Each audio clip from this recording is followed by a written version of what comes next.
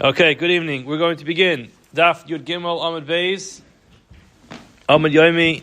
We are starting from Yud Gimel Amud Beis 13b. 3 lines before the lines get very wide. 3 words before the end of the line. Tanu Rabbanan. Okay, so the Gemara says, Tanu Rabbanan. Shema Yisrael, Hashem Elokeinu, Hashem Echad. The first pasuk of Kriya Shema, which is Shema Yisrael, Hashem Elokeinu, Hashem Echad. Zu Kriya Shema Shel Rabbi Yehuda Anasi. Yehuda Anasi was teaching Torah all day. Therefore, what was his Kriya Shema? He would just say the first pasuk, and then he would go on. Amar Lei, he would go on with either learning Torah or teaching Torah. Amar Lei Rav l'Rav. Rav said to Rav Chia, Lo chazino lei l'Rebbe d'mekabel aleh malchus shemayim. We never saw Rebbe b'mekabel malchus shemayim. In other words, we're here all the way from early in the morning, before the earliest time they could have said Kriya Shema. We didn't see him stop to say Kriya Shema. And it's already after Zman Kriya Shema, and at no point in time did he stop learning or stop giving the shir to say Kriya Shema. Amalei Bar Pachti. He said that Bar Pachti it's a nice lashon to say the son of Gedolim. So he said to him, Bishosh shemavri yadav al panav mekabel alav al malchus shemayim. Didn't you notice he put his hand over his eyes? It's interesting for us, like the symbol of saying Shema is you put your hand, take your right hand, and cover your eyes. Apparently, that was not yet the minhag back then. So now he said, didn't you notice at some point in the middle of the shir, he picked up his hand, he covered his eyes? He says that was the time that he said Kriya Shema. Now, what's the reason we cover our eyes? The reason we cover our eyes is so we shouldn't be distracted by anything else that's around us. We have to make sure we're paying attention to the pasuk, understanding what the pasuk means. There's always a lot of things going on, so when you cover your eyes, you don't get distracted. There are those who explain that the reason why he covered his eyes was because, like we said earlier, there were certain kavanas that they would have in mind. They'd move their eyes to the right, to the left, up, down, and every time he moved his eyes, it was an indication of something else he was having kavana. He wasn't quite ready to give over those secrets to just the regular common folks. So therefore he covered his eyes. Now the Gemara asks, Chozer v'gomra o ene chozer v'gomra. After he would say the first pasuk of Kriya Shema. So that was his Kriya Shema, the first pasuk, and that's it. Did he finish the last three paragraphs of Kriya Shema or not? So Bar Kapara says, Eino chozer v'gomer. He didn't have time to finish it. He was busy learning. And there's a whole sugya, a whole discussion as to why this was the case. Either it was because it was Talmud Torah de Rabbim, because he was Rabbi. He had to teach Klal Yisrael Torah. He had no time to waste. He literally was busy teaching Torah to Klal Yisrael. Talmud Torah de Rabbim was more important. Or because Tarasu Naso, and therefore he was patur from Kriya Shema. But either way, the bottom line is he was so busy, so preoccupied with Limud Torah that, says Bar Kapara, he would not finish Kriya Shema. Rabbi Shimon Berebbi would say, Chozer v'gomer. Yes, he would actually finish Kriya Shema later on. Now, later on clearly meant after Zman Kriya Shema. He finished it after Zman Kriya Shema, because again, we know that he didn't say it during Zman Kriya Shema because there was a share going on. So Amalei Bar Kapara Rabbi Shimon Berebbi. Bar Kapara responded to Shimon Berebbi and he said, Bishlam alididi, it makes sense according to me, the Amrit Chozer v'gom. Sorry. Yeah, the Amina, I say, Eino Chozer v'gomra. He did not go ahead and repeat Kriya Shema. Hainu de Mahada Rebbe Ashmaita de'is be'yitzias b'Mitzrayim. We happen to know that Rebbe had this minhag that during every single shir, he would mention some type of mention of Yitzias B'Mitzrayim. Why did he do that? Because he understood that he was patur from Kriya Shema, or he wasn't able to recite Kriya Shema, but he knew there was a mitzvah every day to mention Yitzias B'Mitzrayim.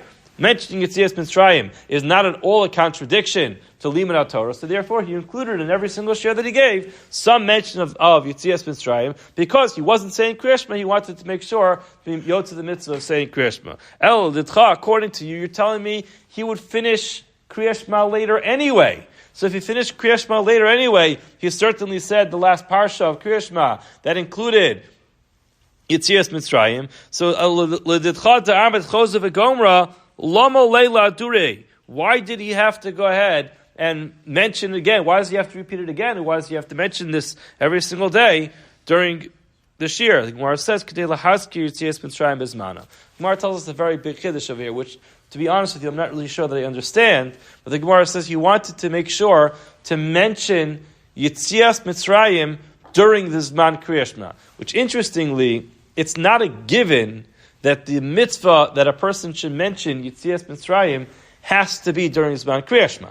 The Zman Kriyas Shema that we're talking about for Kriyas Shema is the parsha of Kriyas Shema, which is B'shachcha uvkumecha. So uvkumecha has a time frame, but that he should have to mention Yitzias Mitzrayim during that Zman is not so clear why he had to do that, unless he just knew that everyone else was mentioning it during Kriyas Shema, he wanted to be B'chlal, everybody else was saying you wanted to be included. It could be that's what it meant, but ultimately he still would make sure that every day during the shir he would mention something about Yitzias Mitzrayim. So like this, he was able to mention it during the Zman of Kriyas Shema. The Gemara continues. Amar of Ela Breder of Shmuel Bar Marta. Of Ela, the son of Rav Shmuel Bar Marta, said Mishmei de Rav, in the name of Rav. Amar Shema Yisrael Hashem Elokeinu Hashem Echad V'Nenas. A person began Kriyas Shema, he said Shema Yisrael Hashem Elokeinu Hashem Echad, and then V'Nenas Peshina. This is interesting. He simply could not stay awake. He absolutely just could not keep his eyes open. Sometimes this happens to people at night. They go, they get ready for bed, they say the first pasuk of Kriyas Shema, and boom, they're out. So a person finds, maybe it happens in the morning also, a person wakes up too early, he goes to shul in the morning, he says the first pasuk, boom, guy's out cold. So what's the halacha? Yotza, he's Yotze. He fulfilled his mitzvah. Amalei Rav Nachman, L'daru Avdei. Rav Nachman told Daru, his servant, B'psuka kama Tzaron. Tfei lo tetzaron. So the Gemara is bringing a number of different anecdotes over here where we are backing up this idea that if a person finds themselves in a situation where reciting Kriyas Shema is too difficult for them, that they could fulfill the mitzvah just by reciting the first sentence. So now, apparently, Rav Nachman was very ill. And therefore, it was extremely difficult for him to recite Kriyas Shema. It was extremely difficult for him to remain awake. So he told his servant, if I fall asleep before I say the first pasuk of Kriyas Shema, do whatever you can to get me awake. Just get me up long enough to say the first pasuk of Kriyas Shema. After that, if I can't make it through via Hafta, the first paragraph, leave me alone. Similarly, Amar le Rav Yosef, Rav Yosef Brei de Rabba, Avuch Hechi Avid. So Rabbi Yosef asked Rabbi Yosef, who was Rabba's son, how did your father Rabba, how did he deal with this? Again, Rabba also was very ill. Amar le b'psuka kama, with the first pasuk of Shema Yisrael, have he come at tzayir nafshe? He would force himself.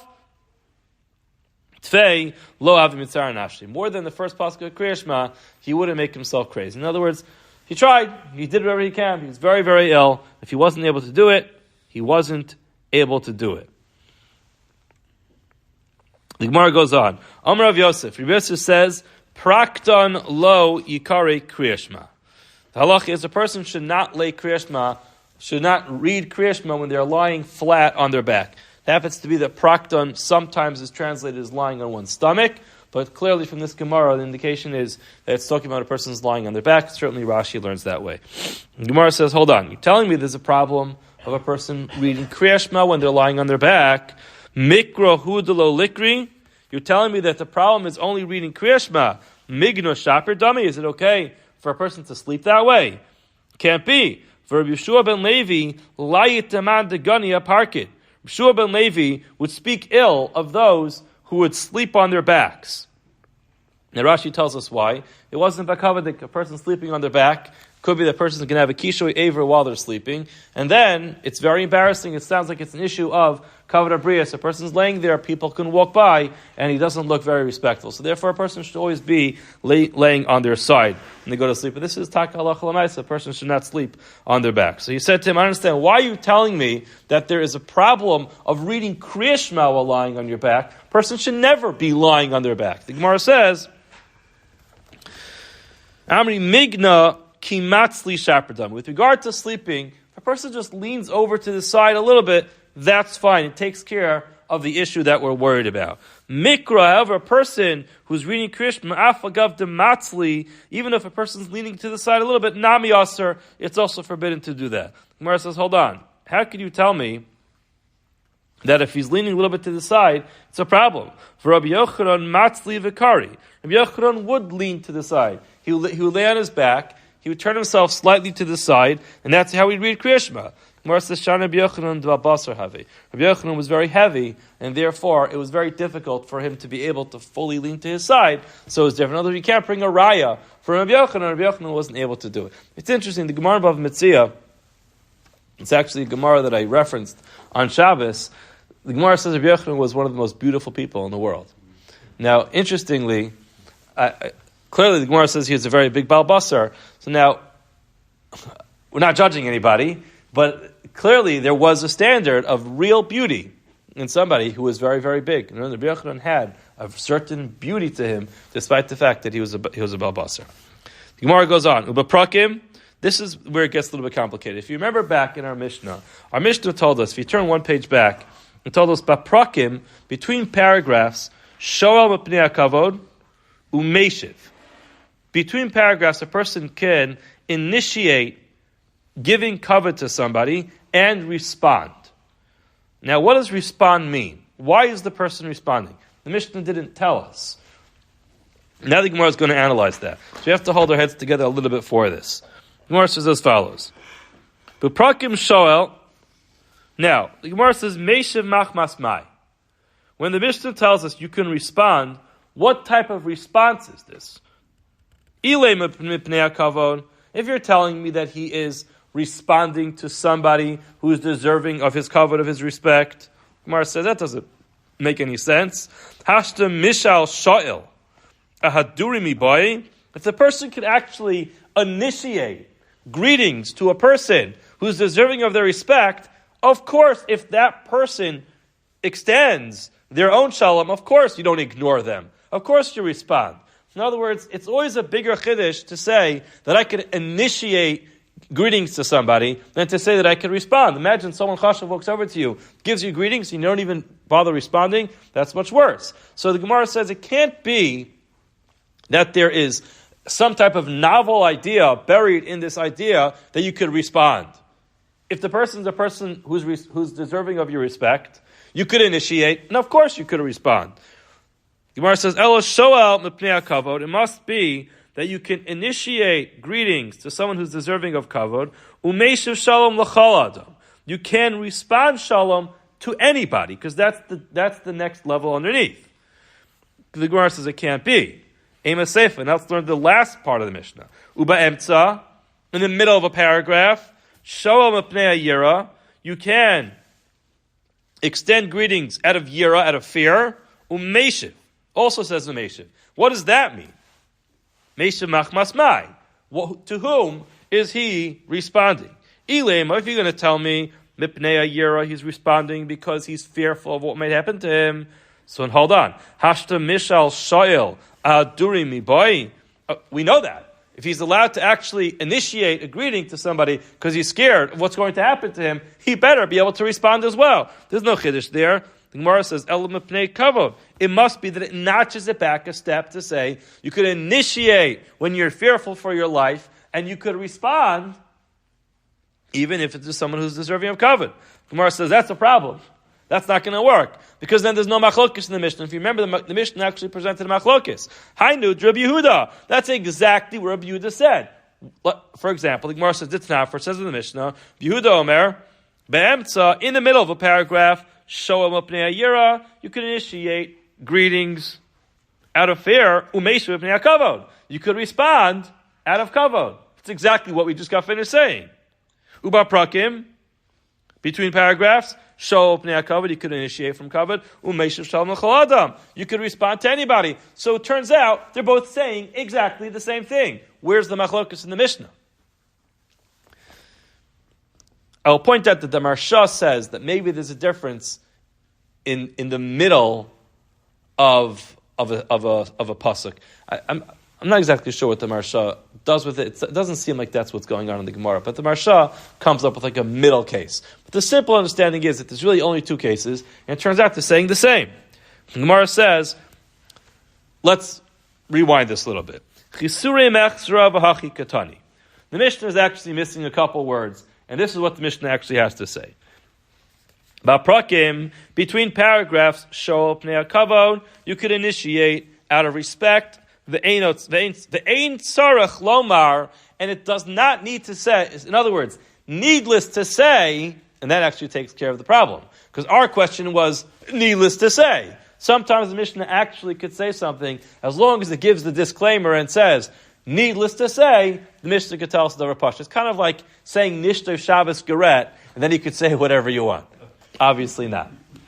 But the idea over here is, if a Mishnah says, the Ein Tzarech Lomar, if the Mishnah says, if I don't have to tell you, in other words, needless to say, sometimes for emphasis you can say something. So let's read it together. Ba'prakim, between paragraphs, show pnei hakavod, you could initiate greetings to someone out of respect, and certainly to a person who's deserving of your respect, yes, you should respond. Uba'emtza, in the middle of a paragraph, show pnei yira, you could only initiate out of fear, and it's needless to say, you don't even have to mention, you could certainly respond. Divi Rabbi Meir, those are the words of Rabbi Meir. Now we know where Rabbi Yehuda is going to argue. Rabbi Yehuda argues and says, in the middle of a paragraph, show pnei yira, you could initiate greetings to somebody out of fear, but meishiv, in terms of responding, that's only with pnei hakavod, only out of respect. Ba'prakim, they were dealing with between paragraphs, show pnei hakavod, he could only be show to someone who's deserving respect. Top of Yudal Amud Aleph, u'meishiv shalom l'chol adam, you can respond to everybody. Tanya Naviach, that's where Rabbi Yehuda is going to argue. In other words, he notches it back when it is just responding. Gemara says we actually have a clear brisa that says like this, Tanya Namiachi, it says in the brisa, Hakori es Shema, a person's reading Kriya Shema, Pagabo Rabo, O Gadol Himenu. His Rebbe or someone who's bigger than him meaning wiser, a person who knows more Torah, is Gadol B'chachma. It's in that case, Ba'prakim, if it is in the middle of between paragraphs, show pnei hakavod, you can initiate out of kavod, ve'ein tzarech lomar shu meishiv. Clearly, the brisa says, ve'ein tzarech lomar shu meishiv. You could certainly respond. Uba'emtza, in the middle, show pnei yira, you could initiate only out of fear, ve'ein tzarech lomar shu meishiv, and needless to say, you can respond. Divi Rabbi Meir, Rabbi Yehuda says, ve'emtza show pnei yira, in the middle of a paragraph, you could only initiate out of fear, umeishiv pnei hakavod, but you could respond out of kavod, uba'prakim, in the between paragraphs, show pnei hakavod, umeishiv shalom l'chol adam, again, exactly as we said it. Gemara, let's go just a little bit further in the Gemara. Ba'minei Achi, the guy's name was Achi, not his brother. The guy's name was Achi. Ba'minei Achi asked, Tana debei Reb Chia, me Reb Chia. He was somebody. If you look at Rashi, I'm getting it from Rashi. Rashi says Achi kach shemo. That was his name. Tana debei Reb Chia, shahayashona bebeis Reb Chia. He learned from Reb Chia's yeshiva. So now he wanted to know. He asked a question to Reb Chia. The Hallel ube Megillah, a person's in the middle of reciting Hallel. Ma'u sheyafsik. What's the halacha with regard to being mafsik, to interrupting in the middle, to give greetings? In other words, do we compare Kriya Shema to Hallel or Megillah? I'm reading Kal V'chomer. Do we say it's a Kal V'chomer? Kriya Shema is midaraisa. Hallel el Megillah are drabana. And therefore we'd say Kriya Shema daraisa, posek Hallel drabana mibai. Of course. Kriya Shema is midaraisa. Hallel is midrabana. So of course you could go ahead and stop. Odilma maybe Persume Nisa Adif. What more appropriate than learning about Persume Nisa on Chanukah? Maybe Persume Nisa actually trumps the Daraisa. We find this actually on Shabbos by Havdalah. There's a big machlokas amongst the poskim. When you come home on Matzai Shabbos on Chanukah, what do you do first? Do you light Chanukah nares first, or do you make Havdalah first? So the simple answer would be, do Havdalah first. Why? Because Tadir, Vishenu, Tadir Kodem. Whatever is something which is more constant goes first. However, there are those who say that no, when it comes to Persume Nisa, the importance of Persume Nisa always trumps. There's a lot discussed about this. The Yavitz has a long piece on this. Again, the Mishnah Berurah himself doesn't really say what to do. He gives both sides. He says, the Kamar Ovid, Davar Kamar Ovid. The general minhag is to make Havdalah first and then we light Havdalah, but you can't say someone's doing something wrong to do it the other way around. But either way, that was his question. Maybe Persume Nisa of saying Hallel would make it better or more important than Kriyas Shema. I shouldn't say more important, but he'll give it different halachas that you wouldn't stop in the middle. Amar Lei, Richter responded to him and said, Posek, ve'em bekach klum. Stop in the middle, no problem. Amar Rabbi said, Yamim shayachid gomer ben Hallel, the days that an individual will be gomer the Hallel. So just to give some introduction, what does this mean?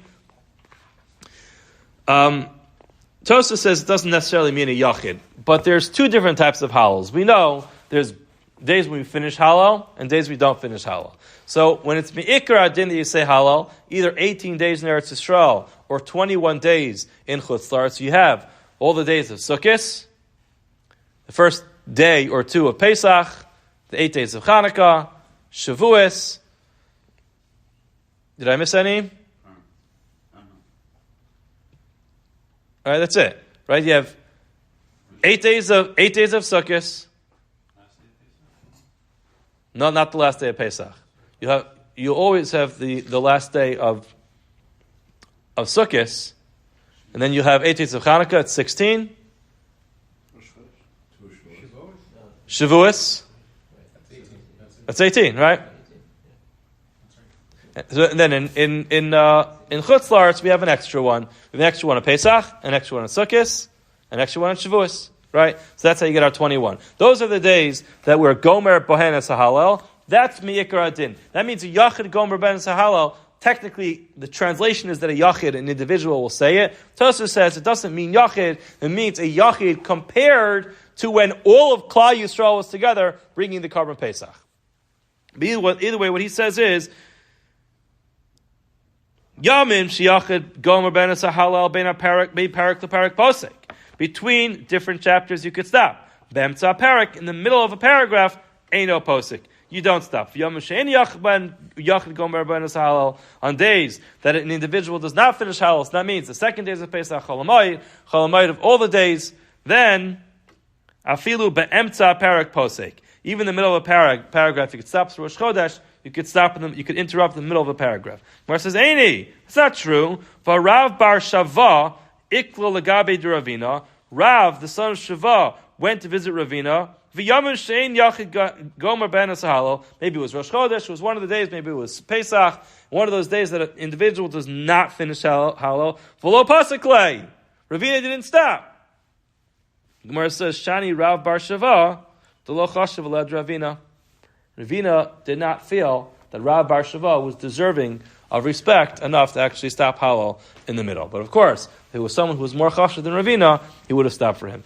We don't really have much time now, but there's a fascinating discussion in this Tosfos. If you ever want to go through the sugya of making a bracha on Hallel on Rosh Chodesh, we all know that we make a bracha for Hallel on Rosh Chodesh. But that's because it's in our community, that's what it's done. In certain Sephardic communities, they don't make a bracha on Hallel, they're on Rosh Chodesh, and the source for it is this Tosfos over here on Daf Yudalad Amud Aleph in Mesechus Berachos.